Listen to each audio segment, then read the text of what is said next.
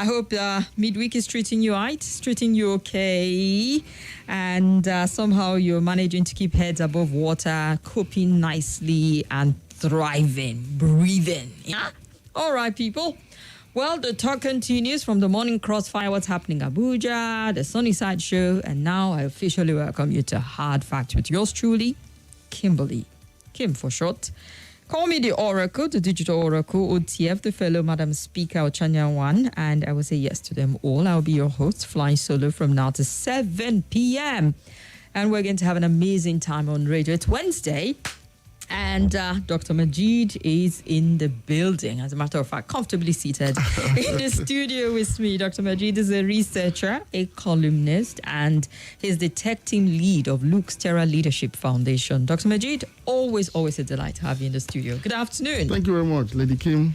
Yes. The Oracle. The Oracle what today. What is the Oracle saying now? The Oracle today was complaining like a mere mortal. Please, I said, what goes in the price of fuel? I was complaining. And I was telling them, I am very sure I cannot substantiate this claim just yet, that they are not bringing premium, heavy-laden fuel into the country anymore because it burns pretty fast. And then they're arguing with me. I said, no, it's because of the amount you spend, just like a caller when I said it sometime. But I feel like sometime down the road, you guys are going to come back and say, Kim, and you said this thing. Are we bringing the kind of fuel we used to import before that last, or this one burns faster? Don't tell me it's because I'm spending too much money, so it's burning fast in my head. I actually do believe that there's a different kind of fuel in the market that burns faster than the old one. Oh, okay. When others start talking, when premium time does a breaking, then we'll believe, right? Exactly. Okay, so that's what your oracle or your shrine. That's what your shrine. That's the message from your shrine today. Okay, that's good. I am so telling NMPC, you, take note. NMPC. Even though I know other people have started importing now, but this one before they even brought their first tranche in. NNPC, are you bringing premium petrol into the country? Is it I know there are different types to it. There's the heavy and then there's a light one, depends on the kind of car that you drive. Is NNPC still bringing the same kind of fuel that we know, or are they bringing something a tad different that burns faster? Yes. I don't know. So we'll find out soon. We will find out with time. All right, and talking about finding out, NLC apparently at this point has gotten really restless and they're issuing August 2 nationwide strike notice. The Nigerian Labour Congress has given the federal government a 7-day ultimatum to reverse all perceived anti-poor policy, including the recent hike in the pump price of petrol, or face an indefinite nationwide strike from the 2nd of August.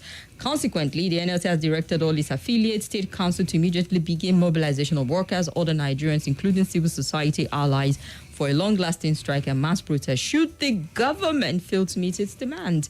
As gathered at one of the decisions reached at the NLC Central Working Committee CWC meeting held Tuesday at the Labour House, is that they would embark on a strike if these demands are not met. And a number of them, all this review that they are proposing, electricity somewhere in the corner, it has not come into effect, fuel price that keeps just going up, and all of that, they're saying the government needs to review them. And to say government needs to review this, telling the government eyeball to eyeball, you need to start subsidizing it at this point in time. What exactly is their demand? Well, apparently, because if you're saying it's anti-poll, that fuel increase is to saying you need to subsidize it, because that's the solution to it. You know, I was teasing Debbie on her way out when she talked about the fact that we can at least get 1,000 naira, maybe it will stop. And I'm like, whatever got it to 1,000 will be beyond 1,000. So how are you to expect that the price of fuel will get to 1,000 and possibly stop going? So, I mean, I told you last time cooked. Maybe we are getting bonds now. And that's why NLC, well, despite the fact that NLC might be strong in on a very moral ground, because the candidate it supported in the last election also promised to do the same thing that this current president has done. Let me state it clearly before somebody calls and tells me the way to remove subsidy. Subsidy is to remove subsidy. No ways of doing bad things. Palliative. There's nothing you can put in place that can make up for subsidy on petrol. It's not you can weigh on a scale with any form of palliative. Please let us perish that thought. Whoever pledged to remove subsidy before this last election and has now seen the ravages to our economy should be humble enough to admit that, okay, maybe we are in error judgment and will now think otherwise. Thankfully, NLC has a clear position on this matter. NLC went around about 50 countries to study their energy. 50 countries? 50. Ooh. Have a compendium to study the security policy. And they discovered there's no country in most of the countries they visited, but the developed part of the world, where they elaborate generously on energy. So in some countries, they subsidize all range of energy products, while some they pick the ones that are vital to the economy. For example, if you look at the UK and most of European Union countries, gas and electricity appears to be the major energy product that drives their productivity. It's petrol or diesel. So because they have electricity in abundance, enough adequate electricity and power supply on one hand, and gas, there are some of the heavy industries and other productive activities is just much in abundance. And so government usually subsidizes electricity and gas in most European countries, including the UK. But in countries like, say, the US, for example, where petrol and plays as much a role in its economy as gas and electricity, it subsidizes petrol heavily. In China, all range of energy products, including renewable energy sources, are also subsidized. Russia does same because Russia is a major. We got a guy from Germany who was also lighting all how the government subsidized. So this is in addition to social security safety. That is, America did not stop subsidizing petroleum to begin to fund social security. No. Security is in place, it's permanent, it's there. Side by side, energy subsidy and other subsidies available to citizens. Part of the welfare and security responsibility of government. Similarly in the UK, they have their own social welfare, their own employment benefit for unemployed people in the UK. And there is still subsidy on electricity and gas in the UK as we speak. They call it the energy price cap. That is a cap at a certain price, so that if it goes beyond the money to take up the money, that is subsidy. This is in addition to subsidize health and education for citizens of UK, among many other studies. Now, last week I told you that Germany, where all that called from, is going to spend just 83 billion euros, 8 billion euros for 2020 to subsidize electricity for homes and industries. 83 billion euros. And so this is the same story across the world. In France, electricity is subsidized to a level where the government does not disclose the amount. It's a matter of national security for them. Just use electricity, but how we are paying for it. That's what happened in France, because the government owns the power company anyway. And many other countries, there's no country in the world where energy is priced at rate. Except that country is a failed country, or it has a good that simply is failing in its responsibility. Otherwise, in the developed hemisphere, from North America to Southeast Asia to Europe to Middle East, energy is not priced according to the dictates of market forces. No. You know why? Why? What air, technology again, what air is to you and I as living human beings? Air. You know how free air is? Right now, you're breathing air free of charge. It is what air is to you and I. Oxygen, for example. That is what energy is to the economy. You need energy for me to stay alive at all, productive. So a human being can survive with oxygen, breathing free air, for a longer time than without food, for example. So if you eat all the best food in the world and you can't breathe for a few hours, so if an economy does not have energy security, that is availability of that energy at an affordable price, air is available to you and I, availability is very cheap, it's almost free, because God was free. Any economic availability of energy at an affordable price will die like human beings will die without air. And that is why each time they are supposed to move on, I'm wondering, why are people thinking? Because petrol, the Nigerian economy, alongside diesel, gas and electricity, is to European Union economy. This is the most important energy product in Nigeria because, one, we have adequate power supply. So we augment with petrol power generators, mostly for small and medium scale enterprises and for our homes. Secondly, diesel is also used to power heavy industries to move heavy duty vehicles across the country. In fact, to move petrol from one place to the other, use a powered haulage vehicle. It tells you that these two commodities, these products, are very essential to our economy. So people started talking about subsidy more on this map. But I said, did you not see the concomitant effect in such a thing? Did not see that the diesel that was the regulator and removed from it is responsible for Nigeria's non-competitiveness in manufacturing. Because China in 2022, for example, spent about $130 billion to subsidize energy for its industries and homes. And you expect a piece or a pair of shoes that is manufactured in China and shipped to Lagos all the way to Adia market in Aba to be more expensive and less competitive than one that was manufactured right at the market there. That is why if you produce anything from China or manufacture anything and bring it into a Dumota market, it's not the one that was produced in Lagos. Because they have all of this. In addition to having subsidized energy to power their industries, would have here. They also have concessionary, financial, and credit facilities at 1% 10 years moratorium. While we are borrowing at double-digit interest rate. So the Chinese manufacturer is borrowing at 1%, and with a moratorium of 10 years. They don't pay back until 10 years. And so his own export is more price competitive to even beat American exports, beat European Union exports, and make Africa a consumer continent. That is why China has the wealth of nation and continuously poor, because we don't have any industrial policy that acknowledges the importance of energy security. Anybody that was coming to the president should have known that rather than remove subsidy on petrol, we should be talking subsidy on diesel and making sure that there is an adequate supply. On diesel? Yes. Because before we have adequate power supply, our industries need to have source of energy, which is in this instance, to be able to compete with goods and services from China, India, and other places that have subsidized energy for their industries. Okay, now that Germany they are going to subsidize their industry with $83, and you're supposed to produce something in Nigeria cheaper than the one in Germany, going into the common market, how is that going to happen? So this is not an expenditure; it's an investment in the economy. Because when you're able to grow and produce and be export competitive, what they can do is they create jobs, they pay tax to the government. The people that are having jobs will pay income tax. There will be expansion in disposable income. So people will pay that. So the Nigeria will be reflated because there's productivity with ease. Government is this same money that is subsidized back into its cost. Dr. Majid, I go with the argument put forward as to subsidies. I think everyone is getting to accept it. Even though you pointed out back that it was almost a national concern, even the fact that all the presidential candidates, everyone was singing the same song about removing subsidy in the Naira and the likes of it. It happens to have President Bola Ahmed Tinubu, who ripped the bandage. I'm not making it about him. He seemed like the guy, but any of the other presidential candidates equally have faced the same situation. Make it a team affair, but a national conversation. We were in error. Can we now retreat? So the thing is, argument over time has always been we borrow so much, we're neck deep in debt, and you to that 77 trillion is what the former administration left us with the ways and means likes of it.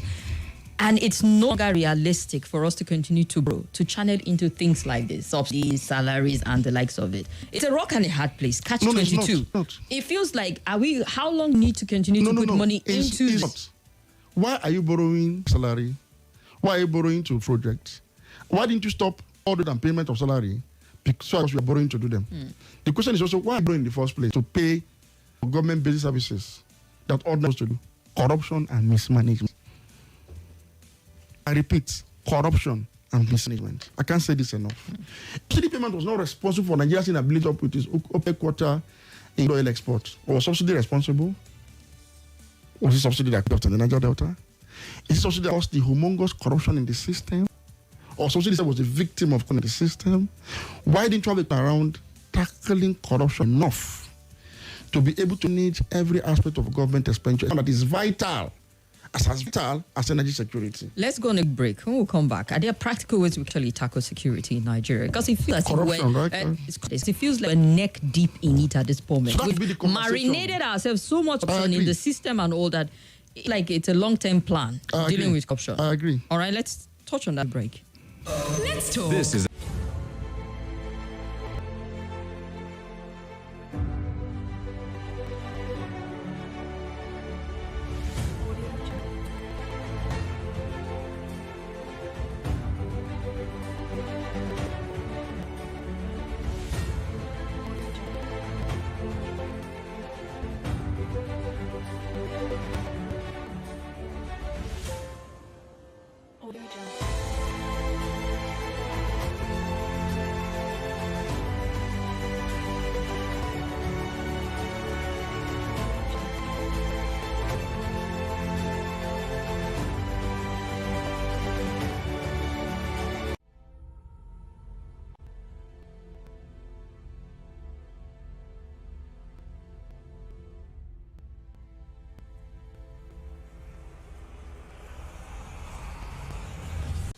Hello, my name is Kimberly. I'm the host of Hard Facts, and I bring you the biggest stories driving conversation every weekday here on 95.1 Nigeria Info Hard Fact Show. I love to hear your opinion and conjectures, but the facts you cannot dispute here on Hard Facts. Join me and let's talk. This is Nigeria Info.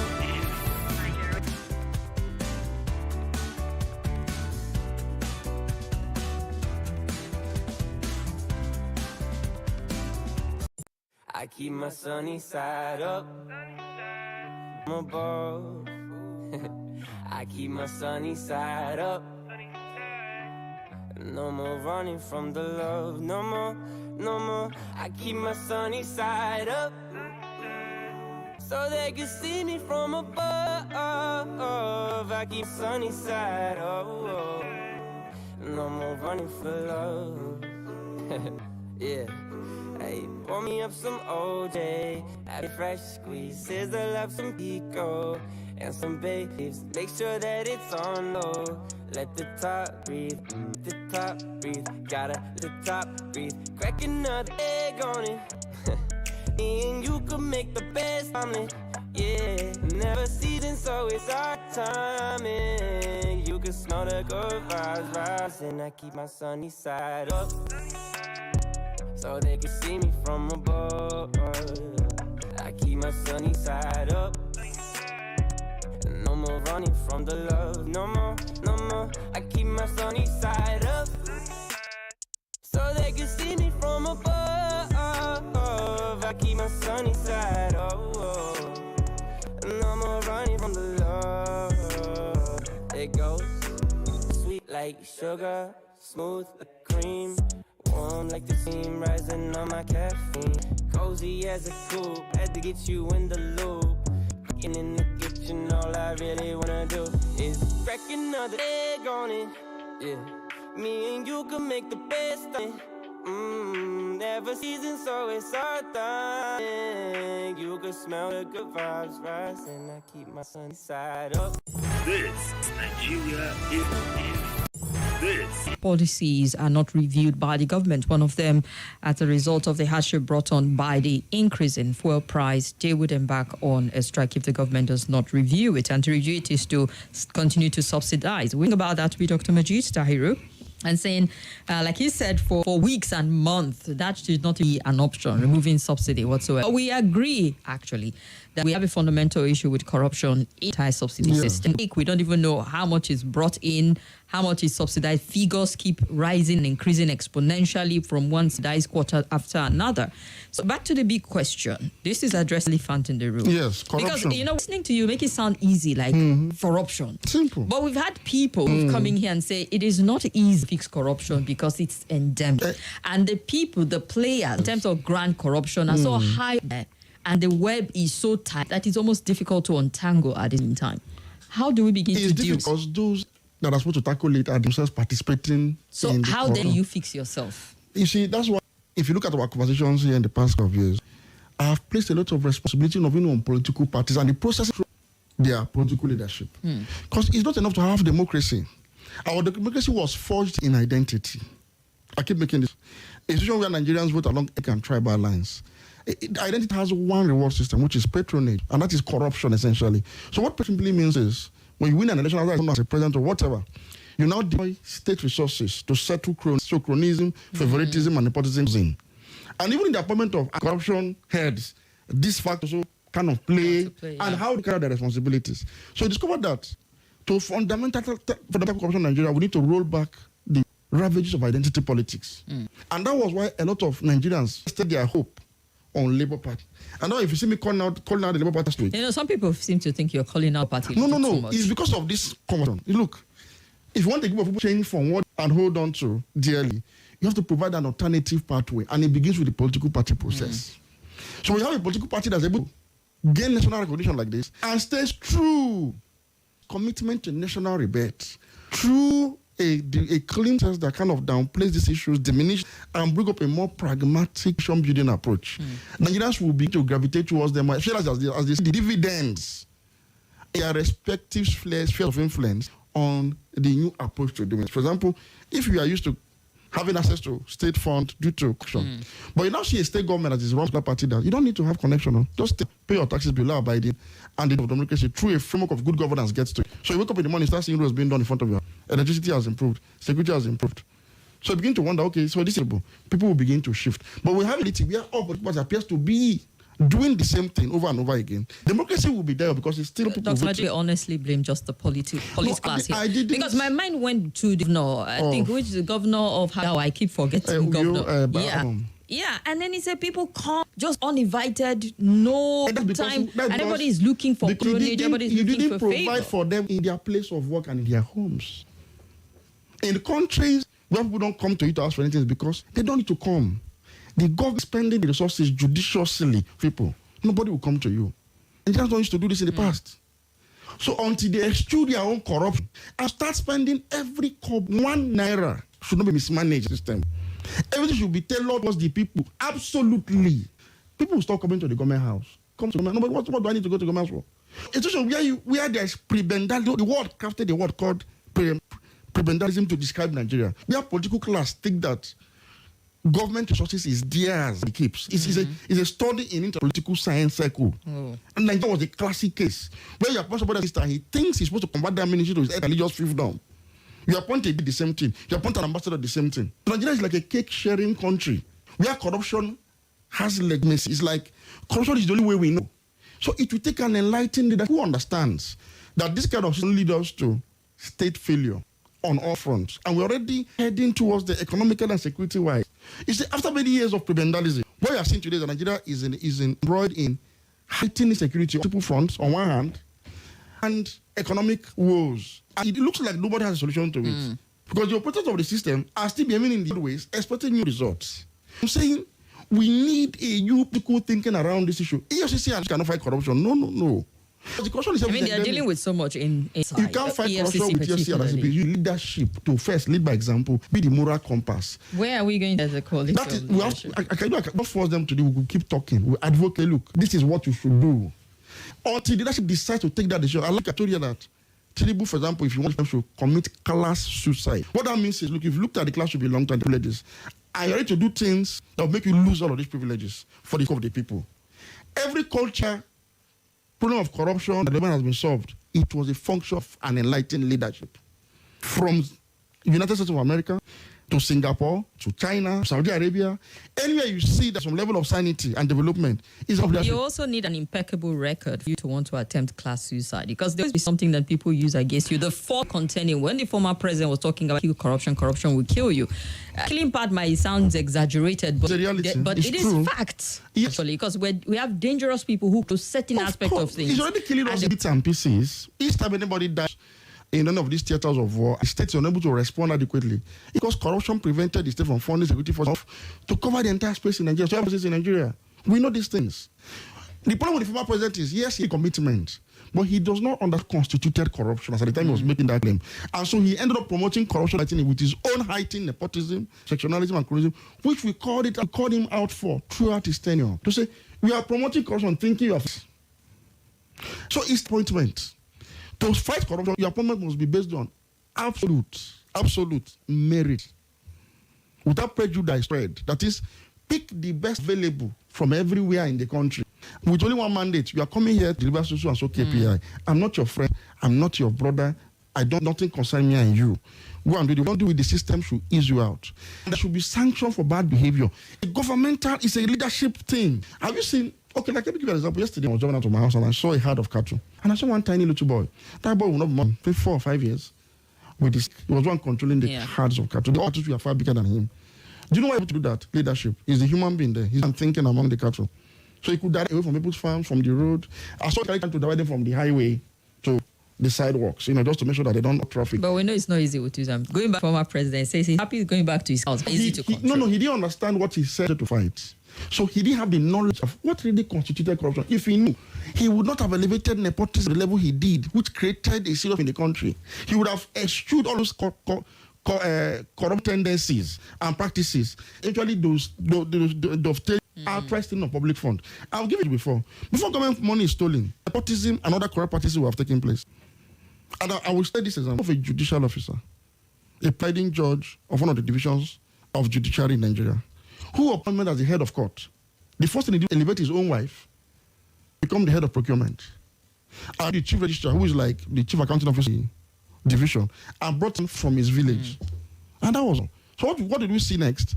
Where for properties were made, supposedly for inflated rates, which came back in form of a mansion for the court and his family. Because we don't have adequate laws, we don't have a culture that allows that nepotism of this kind, nepotism and favoritism, and abuse for generally, it enabled stealing through procurement. And the thing is, you cannot prosecute him because he followed the process. Because we don't know that nepotism is wrong. America has an nepotism law since 1964. I will tell you that John Kennedy appointed his brother as a general. What happened? That's what America regretted and promulgated a law to say if you're working with any government agency, you can appoint or employ anybody related to you, and even a close friend, you can't. Did be a legislation issued drastic because in my head, I've lived long enough country to feel like with no magic wand to fixing it. We have to accept a long time. It's a decision. The long time, it means that we are inferior to other claims. At least I'm realistic enough to add that it is ingrained. Nobody says it's not. I'm saying, and look at the country went to flee to, as other Nigeria, to Japan, to UK, US. And the country that those of you that are really not want to go treatment and live and put your family in, why can't you do what they do there? The place is better, so that here can better. So we have examples to follow. They didn't even have good examples to follow because they evolved on their own and set the standard. But luckily, we have examples to follow already. Which in these countries, nepotism and cronyism has almost become just a crime, but something that no longer happens. And once it is punished. The former world president promoted his girlfriend. He had to resign. It doesn't matter if she was qualified or not in that instance. She was your girlfriend at all. Not your wife, but girlfriend. He promoted her twice. He stepped down from his job as one president. It doesn't matter whether he's qualified or he's competent. This is a moral code that he has violated.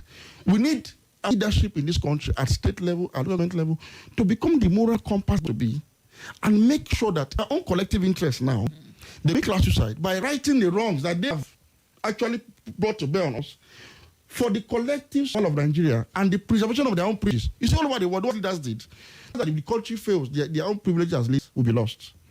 They knew. So what did they do? They committed class suicide in their own enlightenment. So look, let's just take one out to begin to do the right thing. And I keep giving you classic examples. In 1954, there was a Supreme Court judgment in the United States that declared segregation constitutional, which overturned an earlier judgment of the same Supreme Court 50 years back. Why? Because the president then, President DSS and Emefiele, they said that, look, segregation of black people is evil. He was a white man. He had no business desegregating communities because he was a privileged white man. But he took a decision that this is wrong. You know what he did? He now looked thesis that he would send to the Supreme Court where there was a vacancy. That he knew from their mindset and interaction that these ones believed in equality of race. So he appointed one of such persons into the bench. And when the Supreme Court, this matter came before them in. And so the justices sat down and convinced themselves that this thing is unconstitutional. Despite the fact that an earlier Supreme Court judgment said it was constitutional. They preached to themselves, and luckily, the chief judge, then chief of the United States, who didn't agree, died and needed replacement. So they quickly replaced him with somebody who was in line thinking. And they passed that Lama judgment. Look, this thing is unconstitutional. And when some states in America decide not to obey it, citing that they were state, the president sent security forces to protect just 9 black Americans that wanted to go to public school in the particular state. The American state, the United States of America, deployed a unit or more of mostly white security officers to escort 9 people to school for one until the states themselves relax and to accept black people into the schools. This is how you make a decision to right a wrong. The person who did this was a white man. He didn't have need to have pity on people and say we need to integrate. No. He saw today. He saw that, look, these black people will contribute so much to this country. He saw that this human beings like us, and he took that decision. And America will not be the great country it is. That is African American people. True or false? Have you seen the glory, the soft power, through hip hop that America has brought to build over the world because of its African community? Have you seen Michael Jackson? Have you seen PDD? Have you seen all of them? And now even our own Burna Boy too? Because somebody saw the vision that these people have something to contribute. They should be given an equal platform to contribute it. Our leaders are yet visionary enough beyond the demand of their stomach. You see, that's called leadership. You must think above the fray and say, no, this is the right way, please. And you lead. And when you lead, people will follow. That was how God created us. That's why we have a leadership at the apex of every human community. Until leaders take that and want to fight corruption. Actually, you cannot be here and be telling the policies to use. You know what to do to fight corruption as a president, as a governor. All right, let's look at thoughts that have coming. Emmanuel Ian says, watching live Kim. Good afternoon, Dr. Majid. Mine is always made listening to this conversation while working. Thank you, Emmanuel. Gideon Akintadi, welcome, Dr. Majid. And Lady Kim, always to have you feed us with vital info on this platform. Gracias. And Joshua Emmanuel, Dr. Majid is always on point, clear, critical, correct, and very creative from the discerning listener. You're live from Jos Plateau State. Oludayodun says, good afternoon. Dr. Majid is on point. Those who are attacking Tinubu for removing subsidy should know that the person they are also rooting for is also promised to remove subsidy. Todd Azion, we see you. Mazi Sonkewo, good afternoon, Madam Kim. Able mentor, Dr. Majid, I'm glad that you're here in the studio today. Please throw more light on crude swap NNPC introduced. Hajara Ibrahim, you. And Godfrey, good afternoon, Dr. Majid, from Kuje. All right, good to know. And let's run through some quick comments on Facebook. Kayode Olowo, your guest is very sound, he wrote. Said to Godfrey, not true. Okay, I would refresh and see more of the comment. Quite a lot of it on what actually. D1 from Gariki. When all the past leader attempt to remove subsidy, the contenders in the last election to the remover in their manifesto. Subsidy works in developed countries like US, Germany, etc. because their marketers are rightful fisheries and citizens. But when the government subsidizes energy for the poor, the marketers divert these subsidies, sell them to neighboring countries. I remember born in Lagos when the capital of Niger recently had NEPA putting us in perpetual darkness while applying electricity to faraway Ghana Republic, Togo, and Niger Republic. Diversion happens in the petrol sector. Too bad. That's why subsidy intended for different people is abused and misused by market, causing artificial scarcity blackout. Respectfully, throughout the years. If removal of subsidy will stop the then so be it. Let the diverting of our subsidized products stop. No looking back, I beg. I also park my car at home to use public transport, but I know it's not forever. Not in life forever. No condition, he wrote, is permanent. So he's bringing out the act of the diverting of crude oil, which is also part of our whose conversation. responsibility is it to prevent the diversion of crude oil? Who appointed the CG of Customs, the CG of Immigration, who appoints the IGP of Police, who appoints the Chief of Army Staff, Chief of Naval Staff? People should stop making these excuses. It's no longer, it's becoming stale and it's beginning to be very, very ridiculous. It's the function of the state. Sorry, let me say, Saudi Arabia has borders with a very underdeveloped, Middle Eastern country, yeah. Nigeria is even better than Yemen, even on all of this. Have you heard that subsidized product leaves Saudi Arabia too? Have you heard that story? Saudi pumps 10 million barrels of crude per day. Every vessel that takes crude out of Saudi Arabia is tracked till it deposits it empties into whatever destination, and the monies are paid. Now, Saudi has a state-owned entity called Saudi Aramco. State is owned by the Saudi government. Came in 2022, they had a revenue of $512 billion US dollars. Apart from their 10 million barrels per day crude oil export, Saudi Aramco has over 10, if not about 5 refineries at home and abroad. The largest refinery in the US is this entity. So is this subsidy that stopped NNPC from being like Saudi? And Saudi still pays subsidy on diesel, on electricity, on gas, and subsidizes education, healthcare, among subsidies, the same country. In Saudi, there's income tax. It's only VAT you pay. Tax your salary as a citizen. You only pay VAT. That country has not gone broke because of subsidy. Norway has what is called Stat Oil. It's called state, as a matter of fact. It's a state-owned enterprise. Norway has operations in 32 countries, including Niger. Its revenue for 2022 was over $6 billion in operating revenue. These are state-owned enterprises, and that's why Norway right now has extended electricity for citizens to 2024. So you have these countries are able to manage their spaces. You can't take out of Saudi Arabia. How would that happen? How? You can't take out of America that America does not want you to take out. You can't. America has built all over its country. The same thing with China. When you as the government cannot prevent products in tankers from leaving its borders, you are telling the whole world that your country is not secure. Isn't it the same country where we see vessels shipping out crude out of it and half the time fairly demand? Are you the one stealing the crude? Is it me? Is it that respondent? Is it the caller? It is the responsibility of government, all the tax we are paying. We surrender our sovereignty to government to say, give us protection, security, and welfare. You can't tell me as a government that you can no longer provide subsidy for me because somebody is taking it to the. Is it my responsibility to prevent the person? How many people have been arrested, prosecuted for diversion of products to these countries till today? Beyond talk, how many? All right, then. Let's look at more question, important question you asked there. And Eddie says, good afternoon, Keba. Amiable Majid still maintain that subsidy removal is not the main issue. The government haphazard and hasty removal. Our president, who boldly refused to attend to the election, doesn't seem to have a clear vision country. We shall brace up for more trial. Let's hear 2 comments or 3, and then we get to Emefiele saga because there's so much going on with him. Hello. Hello. Good afternoon. Welcome to the show. Yeah, good afternoon. This is Emmanuel calling. All right, Emmanuel, 60 seconds. Toss. Yeah, good afternoon, Mr. Majid. Yeah, No, sir. Mr. Majid, thank you for everything you have said. Everything you have said is on track, but one thing. You said that this, for we to do this thing, that is the issue of nepotism and others, that is the moral stuff. No, Mr. Majid, it can never be a moral stuff because human being can never work on moral. We have to click on this. Uh-oh. Let me just play this. Everything that I've talked about, anti-nepotism, is in our constitution already. There's no law that does not cover every aspect of our governance that is not documented and well gazetted. It's in our law. Our law prevents nepotism. It prevents everything I've talked about. But the opposite of the law, if they don't have a moral high standard, if they don't have integrity, they cannot make the law work for you. That's why a moral question. You have corruption laws. Go and check EFCC Act, ICPC Act, and go to the Constitution proper and see that you are not supposed to do half of what people are doing in this country with it. But those are supposed to implement and enforce this law are in themselves violators of the law because they lack morals. You cannot divorce morality from the rule of law. If you make that mistake, we have it today. And yet we're so religious. Hello? Okay. Good afternoon. Good afternoon. Majid, Good afternoon, sir. yes, Williams on the line. Go ahead, 67. I think you are well taught and you are well said. I think we'll continue saying this until our country is right.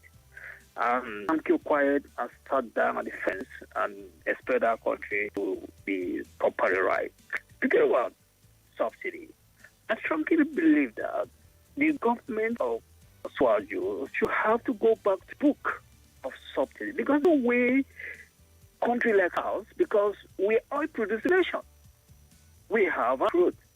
I expected that NNPC have been in this country for over 40-something years. We're supposed to have not less than over 2 refineries within this country and across the country. Uh-oh. All right, let's call her quickly. Hello? Hello? Oops, and all the phone lines just went. Sorry about that. Let's hear you. And, hello? Oh, good afternoon, Dr. Majid. Good afternoon, sir. Good afternoon, the OTF. Welcome. Kenya. My name is Lassie. Go I ahead. want to, honestly, when Dr. Majid was talking, I wonder, our leaders travel out of the country. They see all these things and they get the information about this. They all can all these things. Why can't these things still replicate in our own country? I always say, is there a country that have crude and doesn't refine? It's only in Nigeria. Even Africa have about 5 or 6 good refinery. They weren't working. South Africa have 6 refinery. We don't need president, the ruling of president. We should be going like Saudi Arabia. You can see things working there, like Morocco and other places. And then adopting the presidencies of leadership. Thank you. All right, thank you very much. And if you're wondering, live on YouTube and Facebook, Nigeria Info ABJ. If you missed that of the conversation, you can catch up on conversation on our Facebook and YouTube at Nigeria Info ABJ. And just before we go for the news break, introduce the next story, which is a clash that happened between officials of the Nigerian Correctional Service and the DSS. As a matter of fact, DSS on Tuesday clashed over the agency's tackle custody or to take custody of the suspended Apex Bank chief after Justice Nicholas Owebo of the Federal High Court in Lagos had Emefiele to bail in the sum of 20 million. Eventually, operative of the secret police took custody of Emefiele after the physical fight. Several groups have made statements out talking about infringement of rights and abuse and all whatnot. With the DSS this time around, they're detaining him over alleged terrorism fine. I know the last time we went to court, it was possession of illegal firearms. Now they're taking him back, and is it more just is the idea coherent in what it is they're doing with Emefiele, or we just seeing politics play at this point? Because it's a little inconsistent to follow through. I think I'm a bit pointed with what the DSS is doing. They had very grievous allegations against Mr. Godwin Emefiele. Very grievous. You said he was a sponsor of terrorism because as CBN governor, if he sponsored terrorism, that means the state was terrorism at his own behest. That was enough to put him away for life. Because if that is true, I'm sure no court will have mercy at all on such a very terrible, terrible thing to do. Now, if evidence on his terrorism financing allegation, we should have seen a full-blown trial now on this Which matter. is what was ordered. Yes. Charge him to see if he has any substance to Now, you are not taken to court to charge him for possession of illegal possession of firearms. I mean, it's beginning to look like politics. And this is what it is. And if you cannot have something tangible against him, Emefiele, no matter how much you hate him, no matter what you like about him, and I'm sure many people know that of those who may not necessarily like Emefiele, but he's a citizen and he has his own rights. And those rights must be respected. I expected after all these years, because this started last year, when DSS were caught to give them leave to arrest him and probably prosecute him. Is it that DSS didn't get its act right all this while? Okay, you've arrested for how many months now? About almost 2 months now. More than a month, And in all these times, you've not sat down to prepare charges from the ones you carried out. I mean, this is a disservice to a country that such a premier security organization is behaving in this manner. And what about the court is highly condemnable. This attitude of rearresting somebody after court seems to me like the DSS is still doing full shopping, trying to look for something to nail him. So if after all this time you don't happen to nail him, maybe you have failed now. Then whatever. It doesn't matter what happens or not, but you are not able to prove it. Able to prove it. Because at the end, it's your capacity, your ability to prove that yes, it's what you're not. No matter your opinion I have against Emefiele, I have a lot of things, but that is not the law. It is law we're talking about here.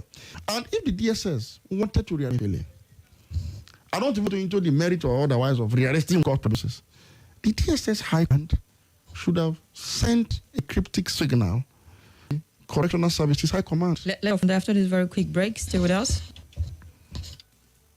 Sincerely, I don't want to wait like this is Nigeria.